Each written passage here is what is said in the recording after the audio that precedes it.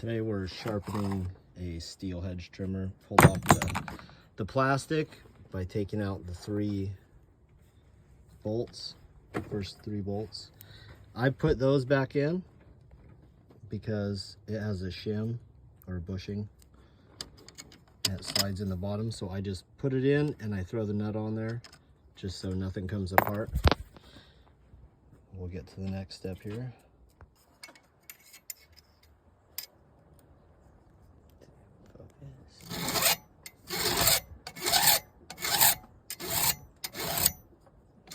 I go with the angle that's already there, and so I can tell I'm doing that angle because it will take metal on the top and the bottom at the same time. And I don't use a flat file because I want this little like almost gullet right there to be even across. I don't want a sharp straight edge. So.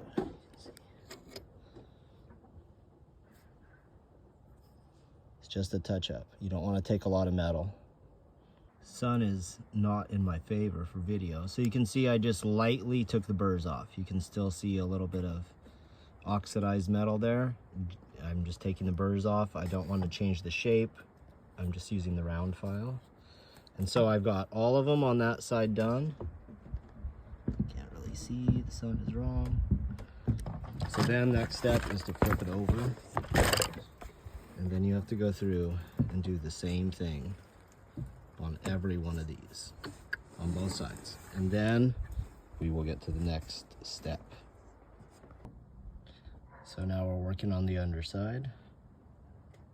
So that's the difference between touched up and not touched up. Wow, out of focus. So yeah, that's the difference. I'm not taking a lot of metal because I don't want to reshape it. It's just a touch up, quick and dirty. So right here you can see the edge is rolled up. I haven't hit a lot of things with it. It's just it hasn't been sharpened in a really long time. So when we're done, that's all I'm shooting for. You can see there's the little bit of oxidized metal left there. I'm not taking the whole edge down. I am just knocking the burrs off, and it feels fairly sharp. It's not a full sharpening. This is just a quick touch up because this hasn't been touched up, and this will just tear the hedges.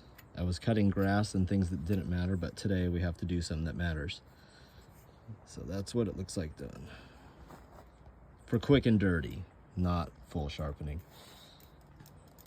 So after we've gotten all of the edges on both sides, and we had the other side up first, and then the next step is to move these 2 blades, change position so we can do the other side. This is probably the easiest way to go about it. Just start it and get the blades changed direction.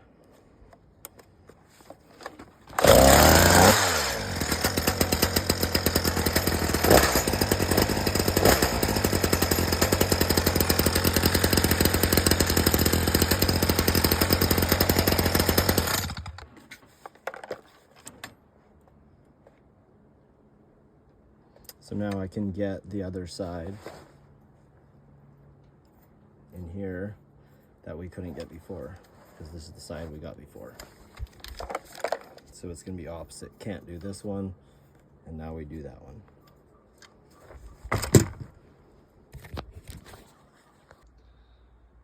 Now that the sun chilled out, you can kind of see it better.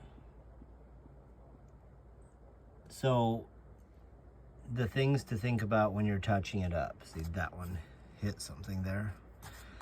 Things to keep in mind: if you are scratching or making scores above where the original sharpening was, or you're rounding the bottom edge, you are ruining it. You don't, when you push with the file, I use a round file, but I hold it flat at the same exact angle that they had, and as I move it, I push down and slide as I'm pushing down, and I lift it before I pull back up. It's not a saw. Don't saw back and forth on it.